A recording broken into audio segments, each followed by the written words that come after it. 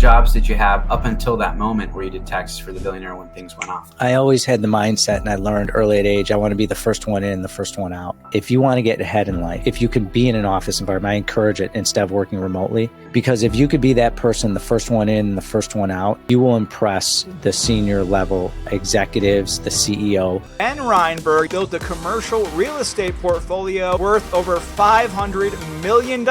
He started building his commercial real estate empire at the age of 24. Founder of Alliance Consolidated Group. My city of Chicago is a very violent city. And I kind of took a step back and I said, what if I could take one person and I could teach them how to invest in commercial real estate and build wealth and create the legacy for their family. And all of a sudden, one person becomes 30, 50, 100. What's the biggest misconception you see that holds people back? It's totally a self thing. It's mindset. Fear is a huge component that holds people back. I let my employees share personal stuff with me. Personal and business ties together. If you're struggling personally, you're going to struggle in business. If you're struggling in business, you're going to bring it into your personal life. How long did it take you to make your first $1 million, your first $10 million being a commercial real estate investor? I don't recall. I don't really look at my bank account. I don't worry about money. When I am creating value and helping people, I attract money.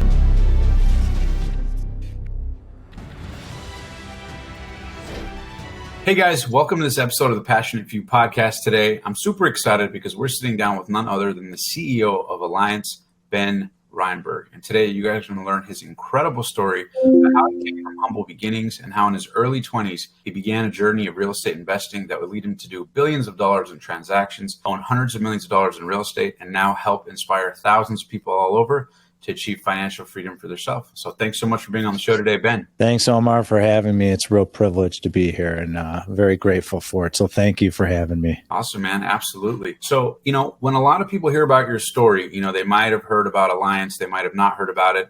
You've done hundreds of millions of dollars in real estate transaction. And for outsiders looking in, they go, man, that's just intimidating. How do you become a real estate investor? Commercial real estate's this big, heavy thing. So before you, kind of got into this phenomenal momentum, take us back. Where did this all begin for you? I believe you were in your early 20s, but where did this even begin for you where you started thinking, I really got to do something different to achieve financial freedom? Well, if you watch my show, Ben Reinberg, I Own It, I interviewed Sharon Lechter, and she was on my bucket list for guests. And now we have high-profile celebrities and ultra-high net worth individuals that come on my show from success to significance. And the reason why I bring that up is Sharon wrote a book, a co-authored a book called Rich Dad, Poor Dad. So when I was in my early 20s, I was looking to start a business, looking to produce wealth. And at the time, this was well in advance, Omar, before the internet was prevalent. And the reason why I bring that up is the only resources you had was to go to the library, look at encyclopedias, read books to figure out how to advance in life. And so I read her book, and it made a lot of sense to buy assets that produce wealth, which was, to me, real estate. And then I looked at commercial real estate, which was something I was interested in, looking at all the icons on Chicago. I'm from Chicago. That's where my headquarters is for my company, Alliance Consolidated Group of Companies. And so with that in mind and all the icons in commercial real estate in Chicago, it inspired me to say, well, I want to be in commercial real estate. And so after I read that book, I was on a mission to get into that business. And that's what I did. And I bought my first deal when I was in my early 20s. I syndicated it, raised money, got a loan, and 3 years later flipped it for a great profit, released it, went through some challenges on my first deal. How much was the profit on that first one? Profit was probably, if you're a multifamily guy out in the universe over there, it's probably like a 3x multiple, which was a big deal for me when I was early. It was a home run. That was my first deal, and that kind of launched me. Actually, it did launch me. And we built millions of square feet after that, done, billions of dollars of transactions. I'm strictly a principal. I'm not a broker. And at the end of the day, I just keep going. So we're growing as a company.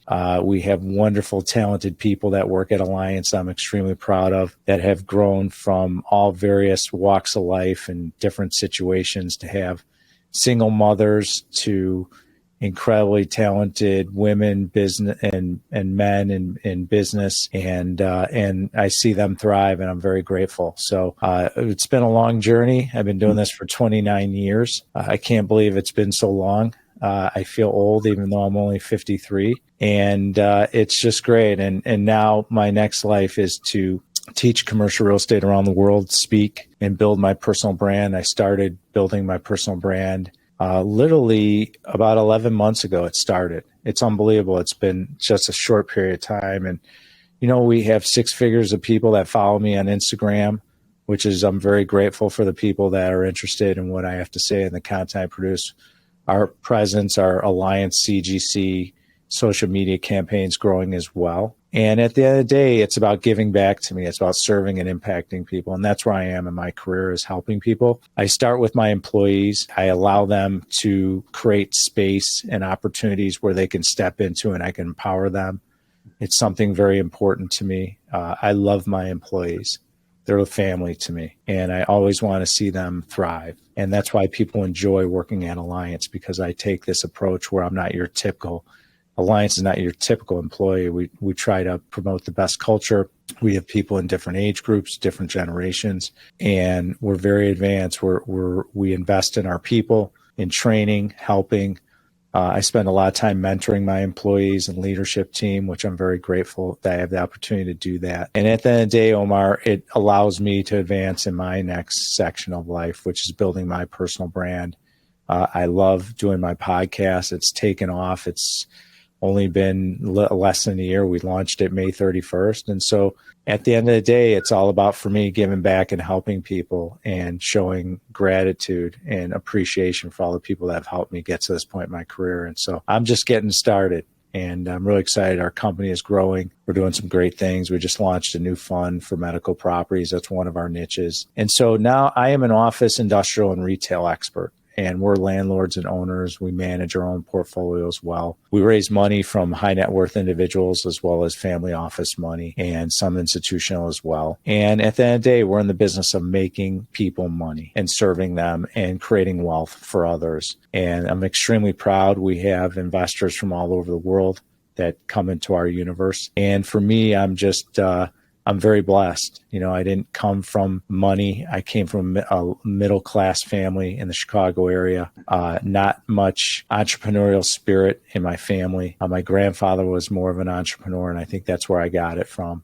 What did he do? What's that? My grandfather escaped the Holocaust, and God bless him, he was part of 9 kids, and he was the only one that survived. And somehow he came to Ellis Island, New York, and then got to Chicago. And he created a painting business in the city of Chicago and did very well and got contracts. And this was a gentleman that didn't speak English, didn't know the country. I can't even imagine what it would be like to come to the United States with not being able to speak English, escaping from such a horrific, horrible event that happened in Europe and throughout the world at that time. And to be able to get back on his feet and have the confidence to be able to start a business and thrive and raise a family.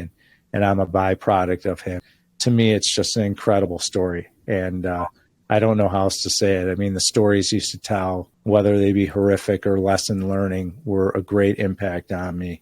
And I'm very grateful for him. Unfortunately, he passed away a long time ago, and he hasn't got to see all my success. But I know he's up there looking down on me, and he's smiling. He's saying, "That a boy," saying, "That a boy, way to go after your dreams and way to make things happen." So I owe a lot of gratitude to a lot of people, but he's definitely up there on the top tier of my list, because I wouldn't be the man I am if I didn't have him involved in my life. And so he's a big part of it. He means a lot to me, and I think about him constantly, because as I go through business, I always think about, what would he do?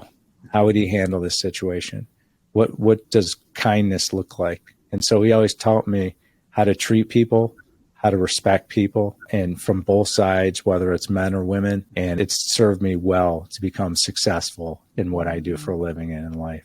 So. Dude, that's incredible. And I know for you, it started, you mentioned in your early 20s, you were doing taxes for like a billionaire, and that sparked you to start thinking about it differently. What jobs, can you walk us through a little bit, the audience here, what jobs did you have up until that moment where you did taxes for the billionaire when things went off? Like, take us back to the Well, just to touch on a little bit, when I was a CPA and I was on the audit with him, I always had the mindset, and I learned early at age, I want to be the first one in, the first one out. And I preach that to my kids when you get jobs, and they're going to be in the working world shortly. I always tell people that if you want to get ahead in life and you're in an office environment, if you can be in an office environment, I encourage it instead of working remotely, because if you could be that person, the first one in, the first one out, you will impress the senior level executives, the CEO, because they'll look at that kid and they'll say, that kid gets it. He's here, he's hustling. You send a message. And also it gives you the time to grow and learn and get up the learning curve. So I encourage people. Well, they say, well, I don't want to do that, Omar. I don't want to spend the time and work that hard. And I feel entitled and I'm from the trophy generation. And I hear a lot of that. And I think it's the wrong mindset that we set in the society, is that when you can put in the work, guess what? Great things happen. You learn quicker, higher on the learning curve. You impress the people around you because psychologically they're like, we could depend on this person. This person is going to be around. This person cares. And it shows a lot of heart. And that goes a long way. I think a lot of what I see in this world and a lot of people is they lack the heart. They lack commitment, focus. They lack the gratitude of appreciating the founder's journey. And I see a lot of this. It upsets me, to be clear. I have a hard time because I came from a different background and how I got started in business. And I believe the way I've created business in the space and the ability of success is the best way to do it. It's not the only way to do it, but I feel it's one of the best. It's hard work. It's rolling up your sleeves. It's caring about people.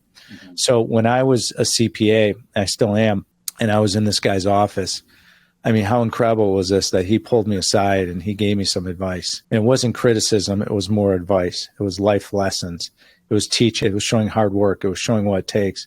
This guy probably didn't need to work. And he was in a space where he was working the same hours as me and even harder. He was there late at night. He would feed me. I was on audit. I've never been to Manhattan, New York. He gave me an opportunity to learn about the city, gave me an opportunity to learn about myself and how to really inspire me. He put confidence in me that I didn't have, that I didn't know was out there that I could achieve. And so again, it's, you look back at all these people, Omar, that have created the opportunity for me to grow as a person. Mm-hmm. And the moment you lose that insight of not being grateful, not appreciating all the little things, the comments, the contributions, the knowledge, the time, which is our most valuable asset, the time that people have spent with me when I was younger to teach me, to grow, that listened to me, that pulled me aside and gave me advice. I can't tell you how much I appreciate that. Yeah. And I think that's a real lost art in this society I see. I think people take a step back and they don't realize, like, be thankful, be grateful for everyone that does something. Everyone contributes in your life, whether it's criticism, whether it's knowledge they give you, whether it's a conversation, you bump into someone at a coffee shop, to whatever it is. You could be at your gym. I'm big into health and fitness. Most people know that know me. So I was at the gym today and some woman said something to me and it inspired. It contributed to my life. And I went up to her. I said, thank you. Yeah. And she said, for what? I said, thank you for contributing to me. Mm-hmm. And she was expecting. And you know what? When I did that, she lit up. She had this incredible smile on her face and you could see it. It was just bright. And it just made my day. It was the best way to start the day. So there's a real lost art for appreciation and gratitude. And I feel that if you can understand and look at the lens of other people and realize how they're contributing to you, Omar, your whole life will change. Yeah. And that is a real game changer for me. It's been something I had to learn. I didn't have it at first, but I had to really take a step in and reflect back over the years and say, how did I get here? Who helped me along the way? What was the process? What was all the challenges that I had to face and how did I get through them? And you know what? You can't do it alone in business. You need help from hundreds of people. And that's why I look at my employees, because when you have employees and great employees like we have at Alliant, there's no other way to look at it besides being grateful. Now, they might not always be grateful for me and my journey and everything, and that's okay. But as long as I'm grateful for them and I respect them and love them and treat them with kindness, I know there's nothing else better I can do to fulfill myself. And whether they can be fulfilled or whether they can step into the empowerment story that I create from, that's their decision. And that's how I look at life. I mean, people take the attitude I have where they say, like, don't give a shit about, excuse my language, you don't give a shit about what people think. It's true. Okay. Because what that really means is you have to live within yourself. Really, someone said something the other day I thought was really interesting. They said to me, Omar, they said, it's none of your business what other people think of you. Mm-hmm. And that was a real powerful statement someone said there that I started thinking about. I'm like, that's absolutely true. Because why would I care what other people say about me? Some people don't know me. Some people have never interacted with me. Some people have never engaged in how I can help them. And so it's right. It's like, it's not my business. If someone doesn't like me, someone doesn't like the way I deal with something, it's okay, because as long as I look at myself and my skin and be fulfilled and happy in how I treat people and live in the highest integrity, that's all you can do. So for all your listeners out there, I encourage you, focus on yourself. Don't worry about what other people say. Because people always say to me, like, what is success? How do you get there? How do you create it? How do you become the icon in commercial real estate or any business you're in? And it's real simple to me. It's caring about people. It's listening to people. It's appreciating and being grateful for the contributions they make. And on top of that, because of that, you are motivated and you say, well, I'm going to develop my expertise. So I'm going to be an expert in this side of the business or any industry that I'm in. And when you can do that and you can have that mindset, everything else falls into place. It's such an inner game, commercial real estate, especially in business. And if you can master the inner game, you can master how to communicate. You can show people what love looks like and not fear. You know, I always say to my employees, live in a state of abundance, not scarcity. Yeah. And when you can do that, it will change your life. And that's my advice for everyone out there that's listening. I love that, man. Now, also, take us back to what you were saying about when he pulled you aside in the office. What did he tell you that day that, you know, triggered all this awareness? Well, he told me that you're not much of an accountant. And he wasn't saying that, you know, when I first heard it, you know, and I was such a young man, I was a little butthurt because I was bruised, wasn't comfortable in my own skin. So I was wondering like what that meant. And then once I realized and I thought about it, and then he explained it to me, he said, you're more of an entrepreneur.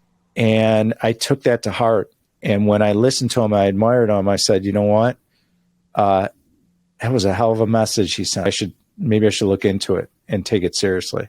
Yeah. And that's when it all started coming together. It was that moment. That was the moment that made me start thinking and start to realize that there's a different way for me to live and to reach the outcomes that I want. And so it was a pretty simple statement, but it had a lot of power behind it. And I didn't realize it until I started aging.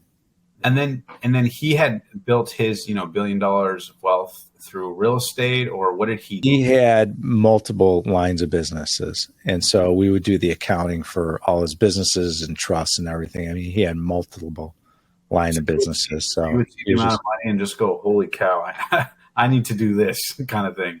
Well, it was interesting because he was in the media business and real estate and a lot of different businesses. And so I took a step back and said, what do I want to do? What would I love to do?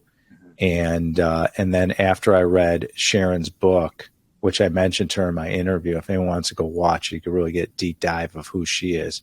We'll put a link to your show in the link down below. Yeah, that'd be great. And that way people can see the different stuff we've done. Absolutely. But at the end of the day, it was a culmination of a lot of people that inspired me to get into business. One of the stories I tell, and God bless her soul, I just got off the phone with her a couple hours ago, is my mother. Mm-hmm. And I'm very grateful for her because when I started my business, she cut out a poem from the Chicago Tribune. The Chicago Tribune is a local paper in Chicago. Yeah. Your audience might not know, but we used to read newspapers when I was a kid. Back in the day. Like, yeah, actually hard newspapers. And so I had the newspaper cling. And what would happen is the newspaper would be in black and white or have some color on it, especially a Chicago Tribune. And what happened is once you hold it in your wallet or anywhere, it starts aging. So it starts turning yellow. So I'd have this small square, and it was a poem called The Victor by C.W. Longnecker. Mm-hmm. And my mom cut it out for me. Mm-hmm. And it was always about the man who thinks he can.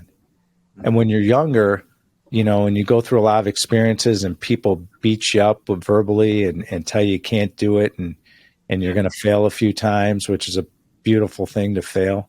And everyone out there, it's okay if you fail, you just get back up, you keep going because you'll get closer to your outcome. So that poem meant a lot to me. So I keep it in my wallet for years. And eventually it started dissipating. So I had to throw it out, but I still read it once in a while. And my mom used to say to me, she said, read this poem whenever you doubt yourself. Read this poem whenever you need to be inspired. And I carry that with me today. And she was a huge part. She doesn't realize how significant those messages she sent to me. She was a big part of my success. And that belief, when someone stands behind you, Omar, and believes in you when you're a young man or woman out there, it's tremendous. It's why I do what I do for my employees, especially some of the younger ones, is that I am their champion. I'm their biggest cheerleader. You know why? Because I needed it when I was younger. And I felt it was so important that I can provide that same level of faith and hope and support to help them become the best version of themselves. And that's why I'm so adamant to be mentoring and help people change that work for me. What do you think is the biggest thing that holds people back when they look at, the landscape of real estate? Because I think there's a lot of people, especially nowadays with the social media and how many people are outspoken about you can make money in entrepreneurship, but having real leverage, long-term wealth, right? A significant amount. I think they say 80 to 90% of multimillionaires build that wealth through real estate. There's a lot of media around real estate, but for a lot of people, it's very intimidating. What's the biggest thing you see when you see, young investors or even older investors, but just beginner investors looking to get into the space? What's the biggest misconception you see that holds people back? I think the biggest misconception is people feel like they're not good enough. They can't do it. It's like a self-worth thing, kind of. It's totally a self thing. It's mindset. Because if you look at it, look at the guy next to you. The guy's worth $1 billion or hundreds of millions. How did he do it? He's no different than you. We all have different DNAs and we all have different skill sets. But there's different ways to get there. And a lot of it, is fear. Fear is a huge component that holds people back. I'm not good enough. Did it ever hold you back from times and then later you go, why didn't I just do it sooner? Absolutely. I deal with it. I deal with fear every single day. We all do. And that's why I got into personal development 5-6 years ago heavily, why I meditate. I do all these things. Why I have mentors all over the world I work with to get over mindset. I'm trying to figure out how to deal with different generations in business. Yeah. And so I'm constantly working on myself and improving. It doesn't matter how wildly successful, it doesn't matter my ideals. You still have to work on yourself. We're evolving. Technology is changing. The world's changing. We're doing things differently. The generations are doing things that I don't even understand half the stuff. So I don't understand about ripping down statues and lighting buildings on fire. I don't get that whole mentality. But I do know one thing is that communication constantly evolves and it changes. And so, do I have as much fear? No, I don't. I work on it and I live in abundance. I don't live in scarcity. But when fear creeps into me, I work on it. I realize I frame it. I'm like, what is this about? Why would it? I'm extremely confident. What do I have to be fearful of? Right. If I don't know something, I bring in a resource or I ask and I'm vulnerable. And that's another important point of success in business is you have to be vulnerable. I see a lot of people, especially the younger generation, where they want to put up this shield and say, I'm a house of cards. Don't worry. I got this. Yeah. Well, you know what? You might not have it. You need some help. And it's okay to open up and learn. I think the best advancement when people say, well, how do I get higher in the learning curve? Be vulnerable, be willing to listen and coachable. I think those are the most successful people I see that accelerate in life, especially at a young age. So I'm coachable. I appreciate the journey, the founder's journey. I want to learn. I want to grow. And you know what? I'm going to produce loyalty to you to show you because I appreciate the journey you're on and all the knowledge and time. What I think a lot of people don't appreciate is people's time. And it's something that if people would take a step back and say, you know what, I appreciate this person's time, that relationship will get a lot deeper rooted and you'll become way more successful and have better relationships, which are more fulfilling at the end of the day. Yeah. So totally. Just to answer your question about fear is I don't have a lot of fear, but I manage it really well. I definitely manage it better than I was when I was in my 20s, 30 years ago. But I would say fear is a huge factor. I would say being vulnerable is a huge factor for people that are out there that are getting started. And it's okay to ask someone a question or for advice if you don't know. And you know what? People respect that. I used to have a saying. So Omar, back in the day, we used to have conference rooms in my office, especially back in Chicago. It was always at the front of the office. That's typically in an office space. Yeah. And I would always tell my employees, lay something on the table and someone will always pick it up and help you. That was always the case. It didn't matter if you asked for advice, whatever. So I let my employees share personal stuff with me. I like getting in the weeds with them personally because personal and business ties together.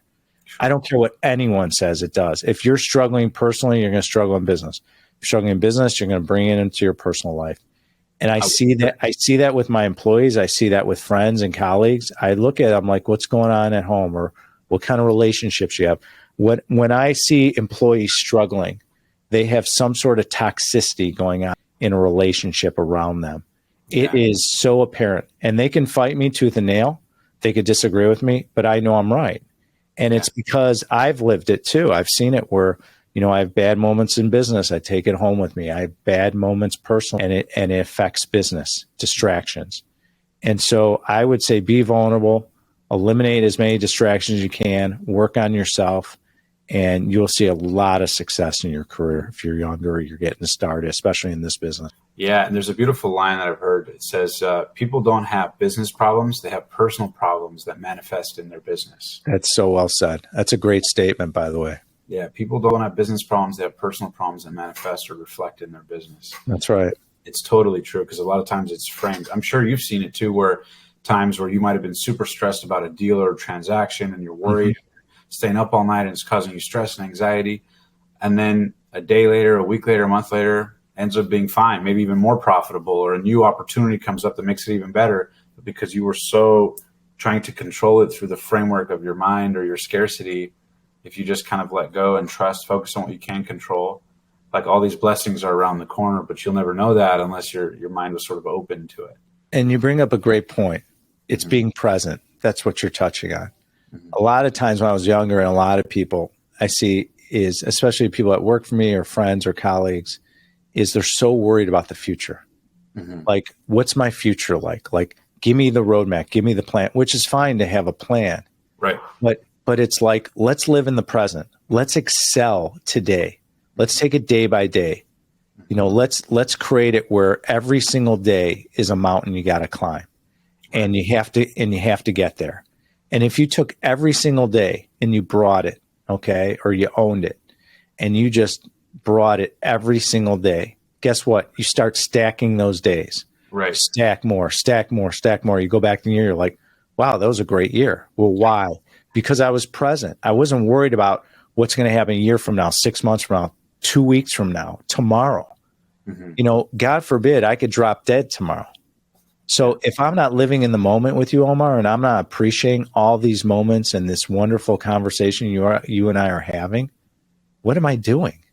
I'm not living in the moment. I'm not understanding the value you're creating for me, or vice versa. And it's like we don't appreciate the current state we're in. Instead, we're so worried about something that can happen down the road. We don't even know if we're going to be there. We have no idea if it's going to happen. And a lot of the time we worry about things, and a lot of times it doesn't happen. Yeah. So we're so worried about, like, I'm worried about this. I'm worried about advancing in my career. I'm worried about this relationship. I'm worried about not getting fired. I'm worried about, not being myself. I mean, if everyone would be their authentic self and just take off the mask and just be themselves, and let people love them for who they are, man, will we live in a great world. And what an incredible environment it would be. But you know what? Everyone feels, I see stuff on social media. A friend of mine was showing me something today. It was some guy, and and you could just tell it was fake. He had fancy cars. Just everything was, you could just read through it and be like, because when you're wildly successful, and I could tell you this from personal experience, a lot of my friends and colleagues are wildly successful. You don't have to show people that you have a nice watch. You don't have to show people you drive a nice car. You don't have to talk about it. You just live that life. Yeah. And I see a lot of people on social media, and I'm very sensitive that I'm looking at my life and I'm saying, okay, am I showing off? Am I expressing who I am the right way? No, or am I adding value and providing great content in the world that I could help people, just like this podcast, which I really appreciate. So I feel that there's an interesting dynamic going on in our society. Is we're building up this opinion where putting on a mask creates value. It just, to me, it just doesn't. What creates value is experience, knowledge, sharing what you know, helping other people, and being your authentic self. Because that, to me, is what's attractive. When you can just lower the mask and be like, here's who I am. This is my authentic self. I don't have to prove anything. I think when people come up to me and they're just authentic, I love it. I think what turns me off is I always feel like people are trying to impress me. You know, they posture. You know, there's a good word called posturing, and people posture. It's like, I have to show you my presence. And what I find in that, when people are posturing to me, it's like I'm not getting their authentic self, so I can't build a deep-rooted relationship with them. So when people walk up to me from anywhere in life, I could be at an airport or whatever, and I have a conversation with them, and they're just down to earth, there's nothing better. It's just it's so pure and so nice. Human. And I wish it's so human, and I wish more people would be like that. And I strive to be like that every single day. And it's why I continue to work on myself to just, you know, be myself. So I don't, you know, social media is very interesting to me because it was something I was against for a long time. I was not on social media, Omar, for years. Why? I'm curious. Well, flash dancer. Yeah, I mean, and I explained this in one of my podcast interviews. I think I was interviewing Emily Ford recently. You could see it on my social media, and I was explaining to her, you know, how I learned it. It was ingrained in me is you don't show off. You don't show what people you have. You protect your family, and you're very reserved. Okay. Well, social media is a lot differently. People are out there telling who they are, and that's okay. I'm out there, but I'm also, I want to share value, and my value will show my success. Okay. That's just a natural byproduct. But at the end of the day, I was on social media because I was like, you know, I'm a private person. I don't need this. But then I realized, well, I'm being selfish because I have a lot of value I can offer. And once I started seeing the value in social media and how I can help people and how it will help my employees in the company, then I threw that out the window. I'm like, okay, I'm going to start producing content. And that's what changed my life this about 2022 in about a little under a year ago. Was when I took a step back, I was talking to some of my employees and some of the people and friends, and they said, you really should build your personal brand because you have a lot of value you can offer. Mm-hmm. I started thinking about it. I'm like, okay, well, what are we doing? Well, we're going to start with a podcast. We're going to produce social media, and I built a team. I have a wonderful team of people around me. A lot of people work on my stuff, which I'm grateful for. They're just talented people. And at the end of the day, it's been great, and I enjoy it. So, yeah, I had a different opinion of social media. That's why I wasn't on it. I was like, I'm not going to show off. I'm not going to tell people what I have. I don't need people getting in my business. All I have to do is produce, treat my employees with respect and love, teach them, grow them, empower them. And that's all I need in life. And then I realized I could offer more through my experience, Omar. And so, that was kind of the genesis this past year is kind of, I had to change my mindset. And, it doesn't mean I was right or wrong. I just had a different view of it at the time. And I realized, like, let me share what I know. And I realized someone taught me something, and they said, you know what, Ben, if you have a gift, you owe it to the world to share it with. And that's what I realized. And that kind of changed my life when I started thinking about that. Because I said, you know, they're right. And that's what got me involved in personal brand and social media. Yeah. What's your vision long-term for your personal brand? Aside from adding value to people, what was it that finally made you go, you know what, I do see the value in this, right? Especially given the fact that you're, you know, a seasoned commercial real estate investor. It means you have a mind, a knack for long-term thinking versus short-term thinking. So what's the value you see, right? Because there's people on social media, you mentioned you're 53. There's people who are 23, 43, 53, 63, any three, right? What do you believe as you look at the landscape of social media, business, entrepreneurship, the opportunities created by having a brand, as you see it from your vantage point? What's the long-term upside of building a personal brand? I'm curious from your perspective. Well, there's two. One, it helps my company. Two, it helps my employees, which I love and want to help them grow. I want everyone in my company to be multimillionaires. That's one of my goals. And personal brand helps. It exposes what we do, and it helps them as well as they end up taking over the company. The other, help them. How, in what context do you see social? First of all, we have not only a personal brand, but our company brand too, and it's intertwined. And so by me educating and teaching, it elevates their status and the company's status. So that was one of the reasons why. Yeah. Number two is I plan on teaching commercial real estate and having a platform to teach. And I need a personal brand in order to get out there to let people know who I am and the value I can create for them and how I can create an impact. The other thing is I realize social media and my podcast can create that impact where I can change and help people build a legacy. You know, being from Chicago, Omar, and I'm grateful I get to live in beautiful Orange County like you do. And it's a wonderful place to be. And you can look outside and see the blue skies and the sunshine. It's just fantastic. And the people are wonderful too. But I look back and I said, you know, my city of Chicago is a very violent city now. And it breaks my heart to see it on the news. There was a lockdown at not only the high school I went to, but my kids went to yesterday in Highland Park, Illinois. That was a city that had a 4th of July shooting off of a roof, if you remember that, on national news. And I see all the killings going on the south side of Chicago, the homicides. And I kind of took a step back and I said, what if I could take one person from my hometown that's in an environment that's just ruthless and someone doesn't have the opportunity to know how to get out of the environment, and I can teach them how to invest in commercial real estate and build wealth and create the legacy for their family. Maybe I change their parents, grandparents, maybe it changes their kids, and it creates this DNA where it's passed down for generations. And all of a sudden one person becomes 30, 50, 100, and then it becomes thousands. And I realized that I can use my gift and my knowledge and from my personal brand to change people's lives. And that inspires me. That makes me feel good. I'm a giving person. I give back a lot. I mentor a lot of people in our business. It just makes me thrive. I have this saying, the real estate gods reward you for kindness and giving. And it's so true. It's so true. I have deals brought on my lap that I never asked for. The universe rewards me. And all that stems from the things I do. So the personal brand has incredible leverage to help people, has incredible leverage to network with people and build resources for my company. And so I see it as a really cool thing. A lot of people didn't understand it. They kept saying, why are you doing it? Why are you doing it? And I've heard that question a lot. Yeah. But it's fulfills me to be able to give back to my company, my employees, change people's lives, to be able to impact others out there in the. And so I love it. And so I've gravitated to it. I've doubled down on it. We're growing the podcast. We have incredible guests that have been on the show. We have wonderful, talented people forthcoming this year and future years. And so I'm just really grateful for the position I'm in. And it all stems from that attitude of serving and back. I love that. I love that.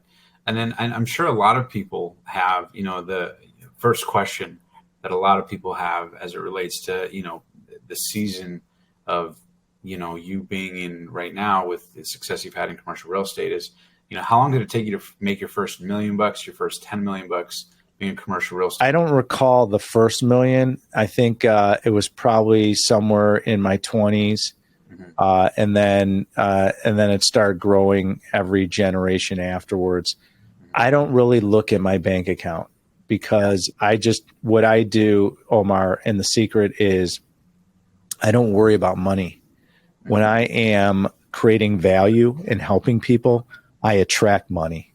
What I focus on is what are the ways to attract money and how does the universe reward me? You know, when I was in my 20s, I was so worried about money.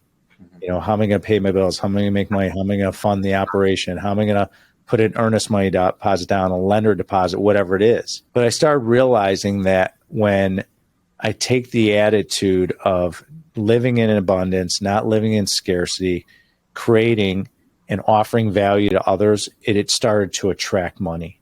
And it was when we were syndicating and doing funds and stuff and building buildings and doing all this work, I realized that when I take the approach to help first and to seek to understand people and not look to be understood, it changed my world to be able to create wealth. And so I don't look at I don't get off on, I love making money. Don't get me wrong. Money is a great thing. And anyone doesn't think that you don't know where to shop, but I do say, and I say that, tongue in cheek. What I really mean by that is the focus changed for me. The focus is, how do I create wealth? And creating wealth is helping others and attracting money. And I realized that the more I would focus on money, the more I would attract it. And when I started focusing on money and created my expertise, which would help others, I realized I'll attract money just like I do now. And so, and I look at it, and I preach that to my employees and colleagues, because I always say to them, I'm like, don't just focus on your salary. Focus on your work performance. Focus on your value. Show up every day, bring it every day, and be consistent. So the core values of my company is transparency, integrity, consistency, and expertise. And I'm very proud because everyone that works at Alliance adheres to those. But what's important is when you can really live by those values and why we created them, guess what? It attracts money. And it just does. And people want to be with you and surround yourself. You have good character, good energy, confidence, and you'll build a rapport with anyone, deep-rooted connections. Because commercial real estate is a big relationship type business, like a lot of businesses. And how you build deep-rooted relationships is not worrying about money, worrying about how do you help people, how do you serve them and give referrals and advice and knowledge. And it's one thing I excel at. So that's how you do it. It's not about the million. It's about looking back and saying, okay, how did I create it? And that should be your focus. I love that. And then why commercial versus any other asset class or investment vehicle? I'm curious. Some people are like super focused on, residential versus commercial. As you see it, why do you prefer commercial? Well, when I was younger, there were some real icons in multifamily in Chicago. Some of the biggest. You don't even see them on social media. It's kind of funny. There's guys bigger than Grant Cardone in Chicago by 10 times, maybe 30x. And so those guys, it was competitive. And I said, well, I want to do a different type of asset class. And Chicago had big office and industrial type areas. And we decided, I said, you know what, this is good. We'll start with industrial, get into office, and then we got into retail, and then we got to medical office, veterinarian office, and it kind of just blossomed. So I was looking to find something that go the other way, where people weren't really gravitating to at the time I got into business. So you were contrarian in your thinking, like you. Yeah, I said, when everyone's gravitating here, I don't hear many people doing office. Sam Zell is from Chicago. He was an office maven icon. He's brilliant. And I saw what he was doing, and I said, man, that guy's brilliant. I think I should be looking into that. And that's what inspired me. And then I got into industrial, and there's Prologis and Hiffman and all these incredible, talented people in Chicago that have just done incredible things in the industrial space. I saw that, and I said, wow, this is really neat too. And so I just kind of just jumped in and started doing it. And so it just kind of fell into place when I was younger. Yeah, I love that. Very profound that you share that you were contrarian in your thinking, especially back then. A question I want to ask is, I've had different commercial real estate investors on the show. And one thing I like to ask them, and it's always kind of fun, is, there's high highs, but sometimes, especially in the beginning, there can be low lows. So can you talk about, were there ever times, in whatever level you're comfortable sharing, where, you were really like rock bottom from a company standpoint, or were you ever in a place that was really bad, or nothing too bad along? I'm sure there was bumps in the road, but were there ever times where you almost kind of lost the house, or almost lost everything, or some really tough times where you took big hits on deals? Any insight from some of the tough times, and then maybe how you got over them that you could share with the audience? In commercial real estate, you're always going to go through ups and downs. You might lose a tenant, you release it. You have to refinance a loan, which is, the environment's challenging. There's always been times in my career that you got to rise up to the challenge. But what that does is it gives you thicker skin. It allows you to say, I can get through this, because you go through a tough time. Mm-hmm. And that's the beautiful thing about tough moments in your career, is you could either pack it in and say, I'm done, I can't deal with this. Or you could stand up and rise and say, I'm going to deal with this, and I'm going to keep going. And when you go through tough times, tough people come out of it. And tough times don't last. Tough people do. And when you can go through a period where, maybe it's a challenge, or you have significant vacancy in a building, or you have bad partnerships, or whatever might be the case, you take that as a learning experience and you look at the contribution that made to your life. And it goes back to my previous statement, is appreciating, being grateful for the contributions of your experiences and the people that touch you in life. And so at the end of the day, for me, I wouldn't change a thing. I think it's a blessing when you go through things where you have some challenges and struggle. Think about this. If everything was easy, you probably wouldn't be successful. If everything was easy, you wouldn't be ready for the storm that might come one day. Right. And so I feel that you have to go through some challenges in life and business in order to get out the other side. And when you come from the other side and you look back, you're like, okay, it might have sucked, might not have been too bad, but I got through it. Right. And my father used to say it best: when you go through a tough time, this shall pass. It's so true. This shall pass is such a powerful statement, because you look at it and you're like, you know what? Right now it looks bad. Right now it feels bad. Right now I'm going to start thinking about the future and how it's going to impact me. But again, it goes back to my previous statement. You could stay in the present and appreciate it and get through it. And because a lot of what you project in the future is fear-based thinking. And all of a sudden you start spinning these illusionary stories in your head of what's going to happen. I'm going to lose it all. I'm going to do this. I'm going to do that. I would encourage everyone, don't think that way. Try to change your mindset, and that will carry you through any tough time that you go through, Omar. That's beautiful, man. Ben, thank you so much for coming on the show and sharing all this value, man. This was really good stuff. For people who want to find out more, follow you, where can they find you on social media? Where can they find you with the podcast? We'll put some links down below, but if people want to, how can they find you? You can follow me at any platform on social media. You can go to benreinberg.com and follow me personally. You can go to my company website, alliancecgc.com.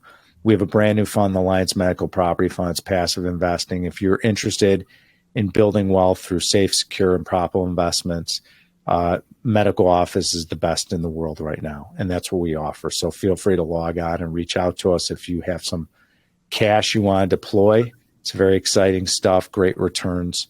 And then also go to my podcast, Ben Reinberg, I Own It. It's not just about commercial real estate and business, about health, wealth, fitness, how people create success to significance to give back. And we have a wide range of celebrities to ultra affluent folks that have come on the show that have just offered incredible value. I'm a huge fan of my podcast because I go back and I listen to the guests. I learn. And we just had Anthony Scaramucci on the show. He was dropping great content. And so we just have these incredible guests, and they add so much value to me, and I love it. And so that's why I'm a big fan. I love listening to when every Tuesday our episode drops at 5 a.m. Pacific, and I go on my way to the office and I get to listen to it. And there's always some little nugget that we talked about that they share with me. And I said, man, that's brilliant. I have these aha moments every single week of, how do I relieve anxiety? I just had a breath work lady come on. How do I deal with this situation? How do I deal with a leadership team? So the list goes on and on, it becomes endless, and it really becomes unbelievable to listen to the value that these guests provide. So I love it. It contributes to my life. And I know if it's contributing, it contribute to a lot of people out there. So I'm really enjoying it. So that's the best way to engage with me and really understand what we're doing and what we're creating. And I'm out here to help you. For all your audience and all the people that listen to your show and watch this, is I am here to help and to make your life better, teach you what I know, but also be grateful to learn from you as well. And so I really appreciate it. So it's just, to me, it's a blessing to be in this position and to be able to give back. Awesome, man. Powerful. Thank you so much, brother. Appreciate it. And then a final bonus question I have is, your podcast is called Ben Reinberg, I Own It. Yes. I'm curious, what's the rationale for that, and how does that tie into maybe advice you have for the audience, but how to own their life? Because maybe they're the young version of you who maybe a billionaire didn't pull them aside in the office like one did you to kind of spark wisdom, and maybe your podcast or this episode is that for them. So can you kind of tie it all together here with the takeaway point about why you named it I Own It, and what you'd encourage people to do with that philosophy in their own? When we were thinking of naming the show a year ago, it was really about a year ago we started thinking of names. It was kind of a neat process. And we said, well, you own commercial real estate around the United States. Maybe it should be I Own It. We started thinking about it. So we said, well, what's really the show about? And it's about owning every aspect of your life. Mm-hmm. You control your own destiny, your own life. People make excuses. I hear it all the time, like, I'm not good enough, or this person did this to me. Everyone uses excuses. Excuses to me are for weak people, Omar. And I say that frequently because you control your own life. You make your own decision. You create your own behavior. You create your own actions. And at the end of the day, you create your own success and the people you want to surround yourself with. So you own it. And that's what it's about. People think it's like, oh, well, owning real estate, that's the name. And it's far from that. Yeah, it's kind of a double meaning. It's kind of neat how that works out. But at the end of the day, it's about owning every aspect of your life. And we ask our guests, we say, and it's great because it's a wonderful question, is give me a recent example where you didn't own it fully. And you know what? It takes a deep dive into our guests where you get to hear someone that has created wild success, like an Anthony Scaramucci or a guest like that, where they can share themselves and be authentic and be like, yeah, I went through this experience. This is what I had. I was going on with A, B, and C. And yeah, I struggled. This is where it is. That's authentic. That's what we want. We want to peel back the onion with our guests to allow them to share, like, look, we're all human. We all have different DNAs. We should respect each other's, but you own everything in your life. You can't blame other people. You can't blame other people if you're not successful. You can't blame other people if you don't show up to work and work hard. Or you can't blame other people if you want to watch TV instead of read a book and develop your expertise. You control your own behavior. No one else does. You control who you surround yourself with. You control what you put in your body. You control how you treat your body and your health. These are all the different topics and types of guests that I bring on the show because they own it. Every single guest owns it, and they share why they own it. And it's inspirational to me, and it's inspirational to my audience to know. And so that is what's behind the name. And I'm extremely proud of the name because it provides a lot of value to our audience. Awesome, man. Well, Ben, thank you so much for being on the show. We'll put some links down in the description. Until next time, for everybody listening out there, make sure to live strong, live with passion, and go out there. And like Ben says, make sure to go out and own it. We'll see you next episode. Thanks for having me.